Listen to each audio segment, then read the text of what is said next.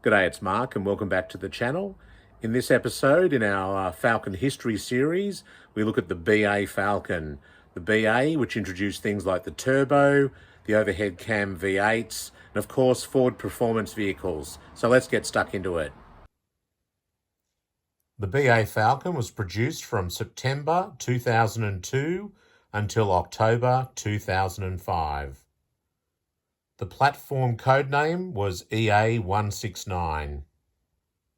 The BA was a significant upgrade of the AU platform. The AU had sold quite poorly, and Ford really needed to do a major restyle on this platform to bring it back to market expectations. This was a do or die effort by Ford Australia.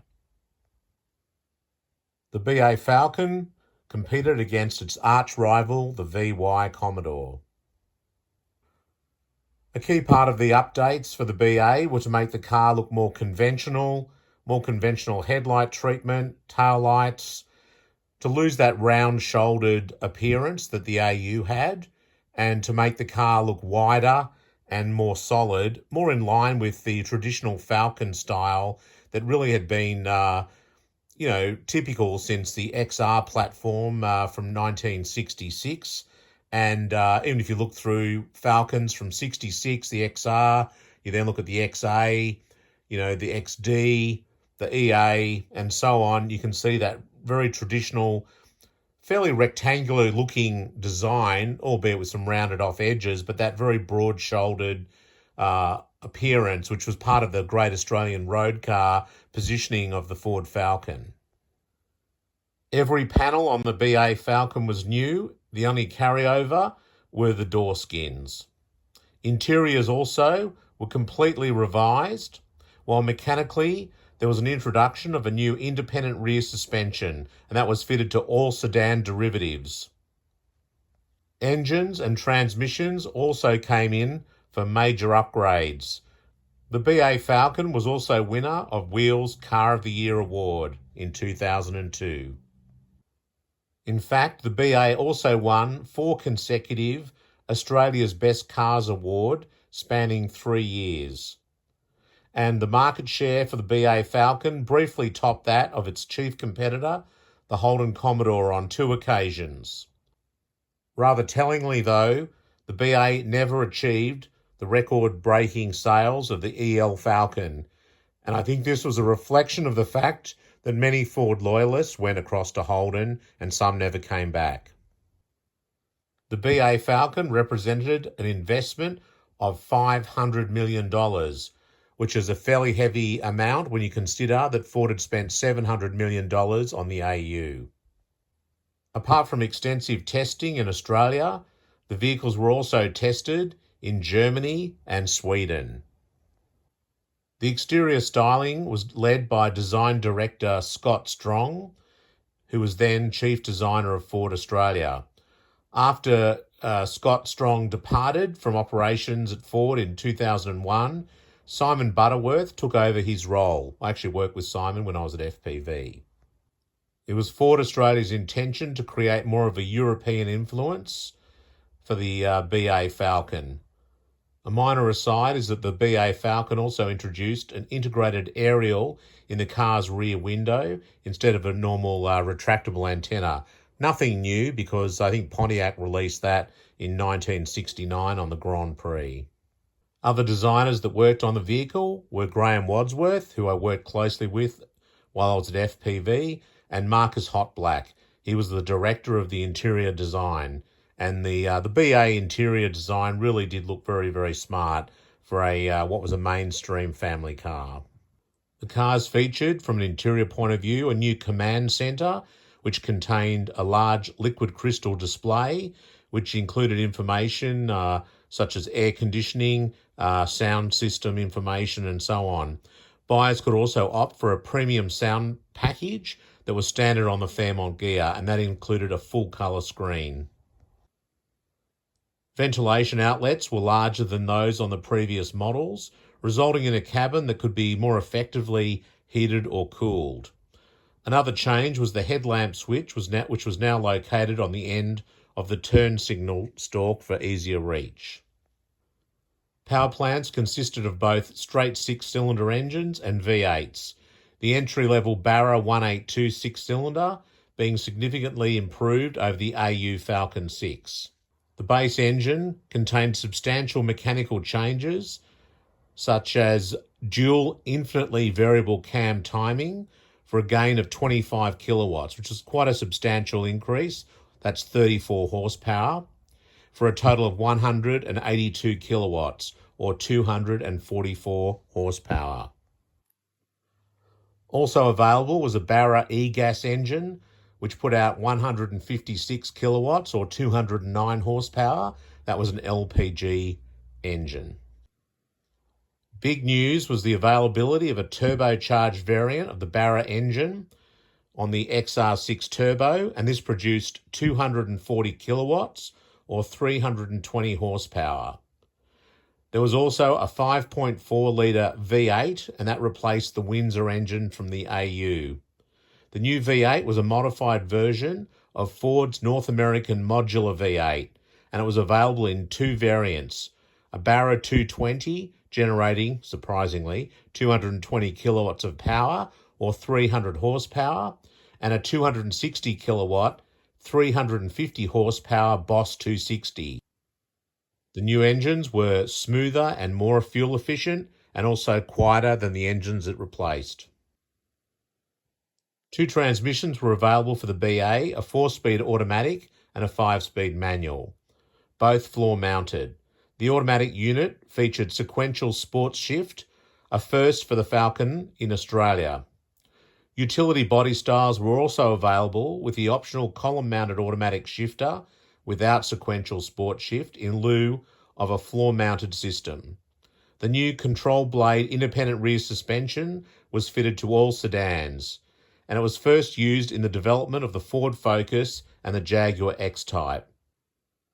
Some say it was superior to the IRS offered on the AU. I don't think that's the case. I think the AU was a more expensive, sophisticated system, but it did mean that with a lower cost, it was able to be made available as standard across the sedan range. The new IRS, though, was certainly heavier than the previous live axle that was offered on previous generation base Falcons. As a result of this, the base XT Falcon increased weight by 130 kilograms, or 287 pounds, which is quite a lot. The wagons and utilities retained the leaf spring live axle suspension of the AU wagon and utility, and consequently they didn't gain as much weight as the BA sedans. And I must say, they performed perfectly well in a range of conditions while providing, the required load carrying capacity. Apart from being smoother on the road, the BA Falcon also increased its towing capabilities over the AU. Fuel consumption on the Barra 182 was 12.5 litres per 100 kilometres, which is 18.8 miles per gallon for city driving, and 8.2 litres per 100, or 29 miles per gallon for highway driving. So for a quick recap on the engines, the 4-litre Barra engine, 182 kilowatts, or 244 horsepower, with 380 newton metres of torque, which is 280 foot-pounds. The LPG version, the E-gas, was 156 kilowatts, or 209 horsepower, 372 newton metres, or 274 foot-pounds of torque. The 4-litre Barra Turbo was 240 kilowatts of power, or 320 horsepower, with 450 newton metres of torque or 330 foot-pounds. The Barra 220 V8 was 220 kilowatts, or 300 horsepower, with 470 newton metres or 350 foot-pounds of torque. And then the Boss 260 5.4 litre V8 is 260 kilowatts, 350 horsepower, and 500 newton metres or 370 foot-pounds of torque. Safety was a key design aspect for the engineers at Ford Australia, so anti-lock brakes were standard on all models. Electronic brake force distribution was also standard on most variants. The addition of traction control for higher trim levels also helped prevent loss of traction. On top of this, dual front airbags were standard fitment across the range. Side impact airbags were available on higher luxury models like the Fairmont. And in a crash safety assessment by ANCAP, which is a safety organisation, the BA scored 27.27 out of a possible 37 points, giving it a 4 out of 5 star rating. The model range consisted of the Falcon XT, which was basically available as a fleet car. It's an entry-level vehicle in sedan and wagon. It featured the Barra 182 engine, air conditioning, front power windows, and a 5-speed manual transmission, or the option of a 4-speed automatic. The Barra 220 V8 was also available as an option. Judges of Australia's Best Car Awards crowned the XT the best family car in 2002 and again in 2004. Next in the range was the Futura, which added some luxury features on the over the XT. That also won the Best Family Car Award in 2003, and the car was marketed more towards families. Futura models gained cruise control, 16-inch alloy wheels, rear power windows, full body coloured side view mirrors and side protection mouldings. The side airbags and power adjustable pedals, though, were only available as options, and the Futura was available in sedan or wagon. Next in the range was the sporty Falcon XR6, and that built on the features from the XT. In fact, at one stage, Ford considered not even releasing an XR6 because of the XR6 Turbo. That would have been a big mistake because the XR6 did account for quite a fair bit of volume as part of the BA sales mix. A specifically designed body kit distinguished the XR6 from other variants, except for the XR6 Turbo and the XR8, which shared the body kit. Naturally aspirated engine was identical to the engine used on the XT and Futura, and a car came standard as a 5-speed manual or a 4-speed automatic. No wagon version was offered. The newly introduced Falcon XR6 Turbo received critical acclaim at launch and was voted Australia's best car and best sports car under 57,000 in 2002. Even though it visually looked identical to the XR6, the turbocharged engine had minor badging, to distinguish it from the standard XR6. And as I mentioned before, 240 kilowatts of power. The turbocharger was a Garrett GT35/40.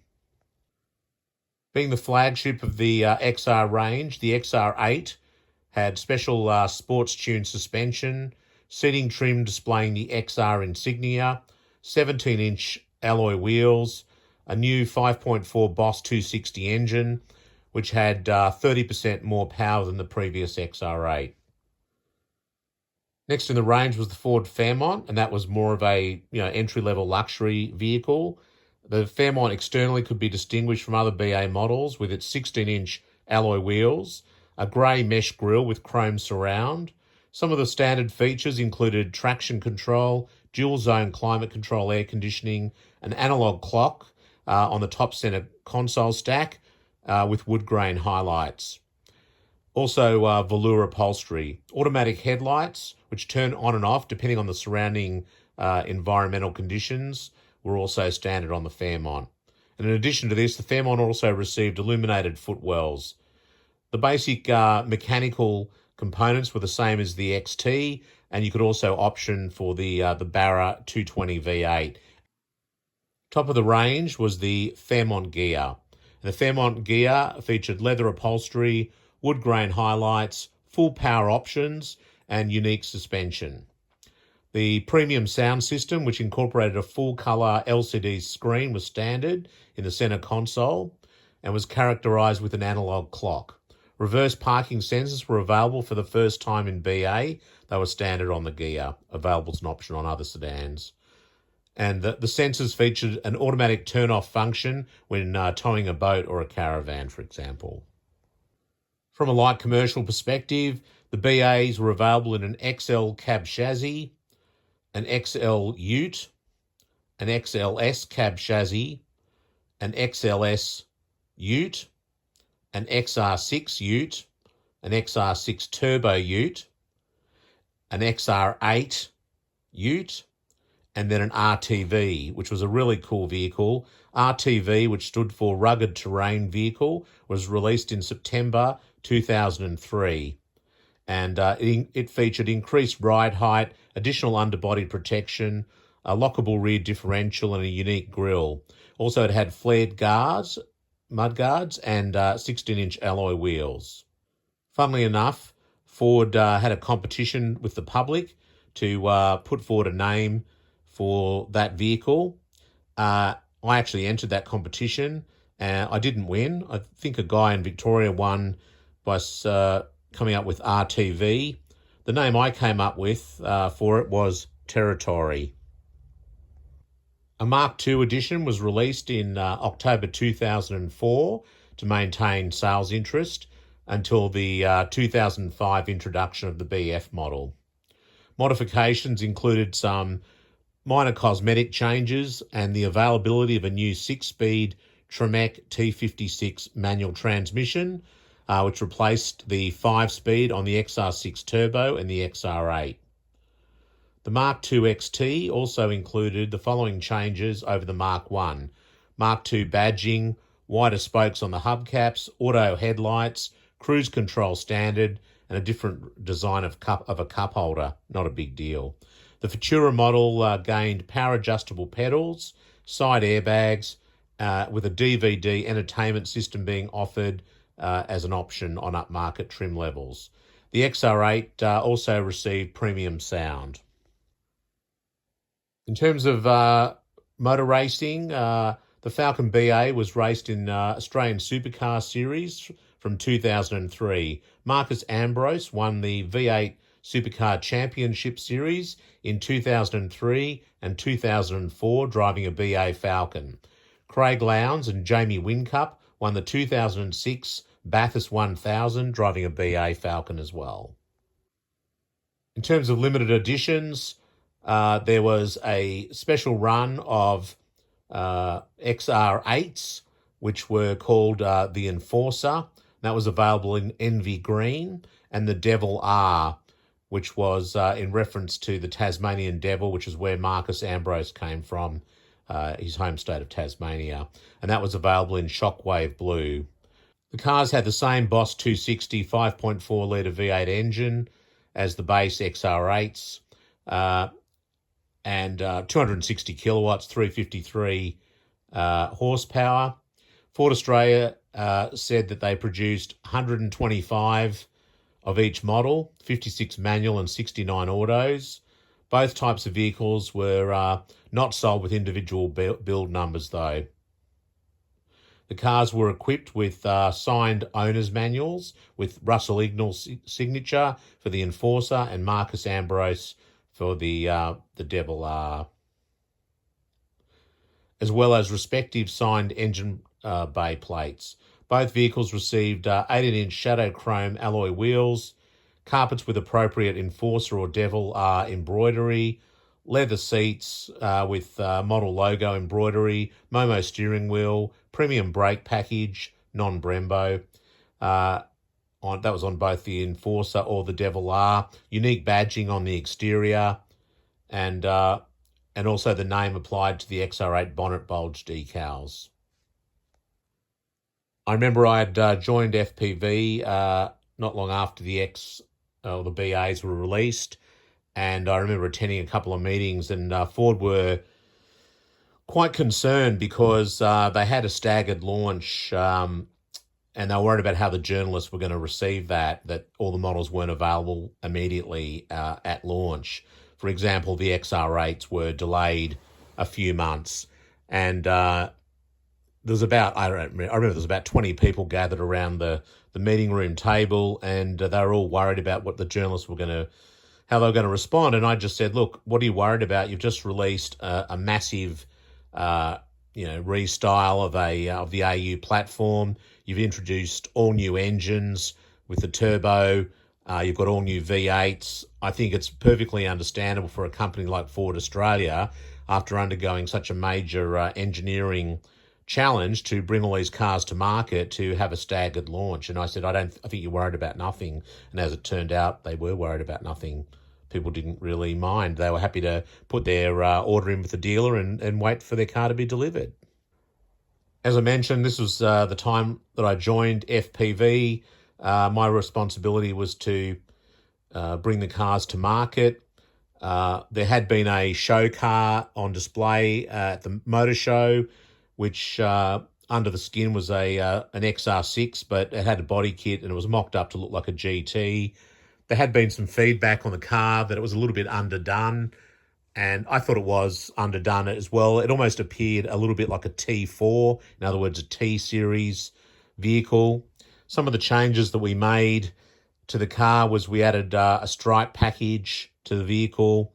We also put 3 slots in the lower air dam, just to give the car a little bit more of an aggressive look. During early testing of the prototypes, I remember driving the cars. There was quite a bit of vibration of the rear spoiler when you looked in the rear view mirror. So to combat this, we actually added a third pillar, central pillar to the rear spoiler. And I said, let's just make that a styling theme going forward from this point onwards for the FPV vehicles, which is what we did. So, yeah, that was a pretty exciting time, launching a really exciting new model.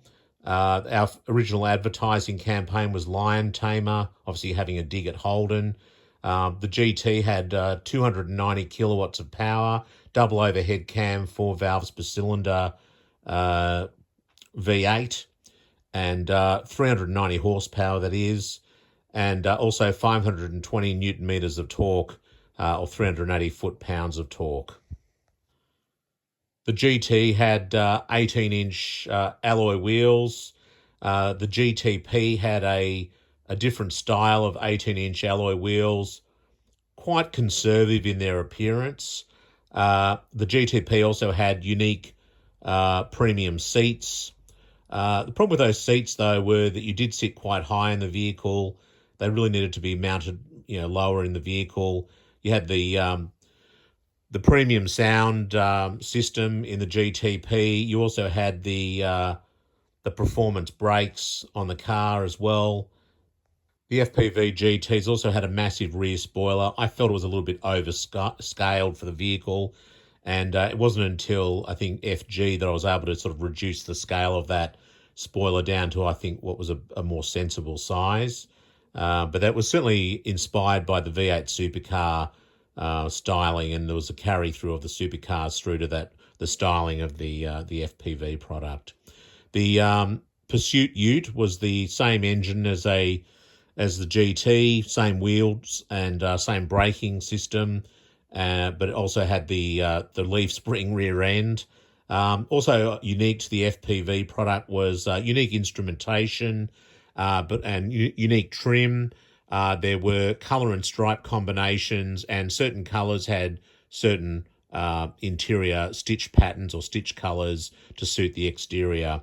I did change that later on to broaden the range of colour and stripe packages available, but that was how it was set up originally. Transmissions available at the BA FPV product launch period was the 5-speed manual or the 4-speed automatic. Another feature of the FPV owner's experience was the availability, or it was standard as part of the experience of a driver training course that was given to the buyers of the new GT or Pursuit. Because I should mention here also that we had the GT, the GTP, which was a luxury version or a premium version, hence the P of the GT, and then the Pursuit Ute. Because I joined, while I was launching the car, a lot of the design had already been locked in. So I was only able to make very minor changes. It wasn't really until, BA Mark II and beyond that I was able to start really getting stuck into, I think, making the cars look the way they needed to look to stand out. I think I spoke before in the AU episode around the T-Series cars. You need to pass that 50-metre test. So when people see the car coming down the road, they know straight away, wow, there's a GT. And that was part of my strategy, I guess, and part of my objective with the development of these vehicles. BA Mark II enabled me to start making a few changes and really to start improving the appearance of the vehicles. For example, at Mark II, we had the introduction of the T56 Tremex 6-speed manual gearbox. I was able to put 19-inch alloy wheels on the GTP, even though the engineers initially said they wouldn't fit, but they did fit. Also introduced another level of ute, which was the Super Pursuit, which was a high series. Because I'd worked at HSV, where I had the Maloo and I had the Maloo R8, I wanted to have equivalent Pursuit and Super Pursuit models to go head-to-head with the HSV products. And the Super Pursuit was basically, matching wherever possible the GTP spec in terms of the braking system, the seats, and so on. We also introduced a new stripe package, which had sort of the thicker stripe at the bottom, the thinner one above it, the keyline stripe, just to kind of give the visual appearance of lowering the look or the line of the vehicle, sort of making it look more hunkered down to the ground. More aggressive wheels, as I mentioned, and also the power bulge in the hood. I wanted the Boss 290 decal in there. And when I spoke to the designers about mocking that up with Graham and his team, it was about, I always had like a Mercruiser or a Mercury speedboat kind of theme in my head in terms of what I wanted the graphics to look like, and the guys did a really good job on that. Another really important model for the FPV range at Mark II was the introduction of the F6 Typhoon and the F6 Tornado. And these were powered by a turbocharged 4-litre, 24-valve, 270 kilowatt or 360 horsepower engine, which had 550 newton meters of torque or 410 foot-pounds. And they were a really terrific car to drive. Notwithstanding, there were some issues with the clutches at launch, which had to be rectified. Delayed the launch, actually. At Mark II, with the launch of the F6 Typhoon, I also released the F6 Tornado, which was not part of the original product plan. I thought there's a really great opportunity here to create a unique vehicle in the market, that something that HSV didn't have. The ute segment was very important. Holden had its Maloo ute and its Maloo R8. We had the Pursuit ute from Mark I. So I released the F6 Tornado. It meant that there was potential to bring people into the brand at an affordable price, and then I guess over time they could move into other models in the range, whether it be Pursuit or Super Pursuit. This also enabled us to offer the standard Pursuit with its soft tonneau cover, an option of a hard tonneau cover, a little bit of history on the F6 Typhoon. I was in New Zealand, in Auckland, for the V8 supercar race with a guy, Rob Picaro, from the agency, and we're just sitting down. I was saying I want to come up with a good name for the turbocharged FPV, and I wanted it to be very different and stand alone from the V8. The V8s were going to be the traditional GT kind of market, and I wanted the F6 to be that very technical turbocharged market, maybe move people out of things like WRXs. And I can tell you right now, the most popular trade-in cars for F6 Typhoons were SS Commodores and WRXs, so that definitely worked. So some of the things that we did was, and just calling out the design, the grille, if you look at the grille, it's got like a diamond or a triangular pattern in the grille, and that's also replicated in the embossing in the seats. I wanted to have some features like that where, if you look at a ZA Fairlane, for example, in the dashboard, you'll see that there's the Southern Cross in the dashboard. Some little thoughtful touches like that where you can see there's a bit of personality in the car. This is what I wanted. So I'd seen a Focus RS, I think it was a rally car, a concept car, and it had these little triangular grille design. And I said to the designer, hey, I want that on the Typhoon. So we did that in the grille. We matched that to the seat upholstery as well. The spoiler was like an XR6 spoiler, but we had that third central pillar, again like the GT, to have that family resemblance. The wheels, I briefed in. I can't remember the designer. There was an Asian guy who worked at in the design team there at Ford Australia, and they were like a tuning fork alloy wheel, which I really, really liked. And we had unique wheels that were only available on the turbo, and they weren't available on the V8 cars. The other thing we used dark argent, which is a very dark grey, and that was a unique highlight colour that we used just on the turbos, not on the V8s. Getting back to the name, F6 Typhoon. I like the idea of Formula One. I couldn't use F1 because obviously it was a trademark. Bernie Eccleston would have been on my case. So I thought, okay, it's a forced induction 6-cylinder. So that's where I got F6. And then I like the idea of some sort of atmospheric phenomenon, like a typhoon or a tornado. And so I thought Typhoon, that was also a World War II fighter plane. Sounded quite aggressive. So that's where I come up with the name, F6 Typhoon. And then we had a ute version of it, which originally was not in the program. I said, why wouldn't we do a ute? It's extra volume. It gives us something that HSV doesn't have. HSV had the XU6. That was not a good seller. We created a two-stream approach, V8 on one stream and turbo on the other, and it was very, very successful for FPV. So we had the F6 Tornado and the F6 Typhoon, plus our GT, GTP, and Pursuit. So we're really starting to put together a really good range of vehicles. Another thing I did was also just simplify the interior trims because I wanted more options for people to choose different colour and stripe combinations. So, for example, rather than just having a white car, which you could have with, say, blue stripes, I wanted all different colours. I wanted white with orange stripes, white with gold stripes, white with black stripes, white with blue stripes. So straight off the bat there, you've got 4 different variations on the same basic colour, because this market, people want to personalise the cars as much as possible to stand out from the crowd and have something a little bit unique and a little bit different. The BA Falcon certainly proved a very popular vehicle, particularly in the light commercial range.